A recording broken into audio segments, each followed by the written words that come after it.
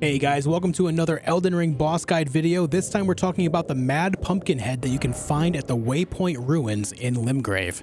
This is an enemy that will be considered a non-boss for a lot of the game later on, but you'll find this one and a couple other ones are considered bosses at some points in the game. This is likely the very first one you'll come across, the Mad Pumpkin Head. Now, on the other side of this room, you'll find an NPC named Selin. Well, let's discuss how to defeat the Mad Pumpkin Head before we talk about Selin. You'll see that the Mad Pumpkin Head has a flail, and he has a giant pumpkin, brass pumpkin on his head. It's either brass, bronze, or copper, one of those three based on the coloring, but I don't know. Either way, that doesn't matter. Its head has a very large amount of damage negation, so you want to try to avoid hitting it. As you can see, dodging his flail attacks is very simple. You just wait for the flail to come out and you avoid it.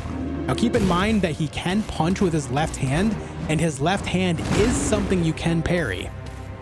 Another thing to keep in mind is you cannot parry the flail. Flails are a non-parryable weapon in this game. No matter how many times you try, you will never parry a flail no matter where it's coming from, whether it's coming from other players or NPCs. You'll never be able to actually parry it, so keep that in mind when you're playing. Now, I'm going to show you how to parry the fist. You'll see that he does this ground pound and then punches. If you parry the fist, you can land a big critical strike, and then you can basically just get right in front of him and then do a heavy R2 to land some extra damage. He'll also sometimes just flat out punch, which is okay too. But outside of that, you can just kind of avoid his flails and get behind him, attack him like so. Sometimes he'll head pound like that. It's very slow and very easy to dodge.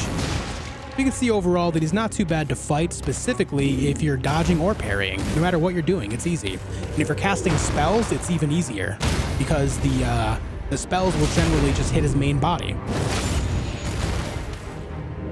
As you can see, it's very simple to just kind of parry if you're parrying or dodging if you're dodging. Now, just keep in mind that you don't want to hit the helmet. You see how I only did 26 damage by hitting the helmet there? You want to avoid that whenever possible. Do not hit the helmet if you can avoid it. It's just kind of a waste of your stamina and your attempts. There you go. Mad Pumpkin Heads are not too bad to fight, guys. They're not too bad.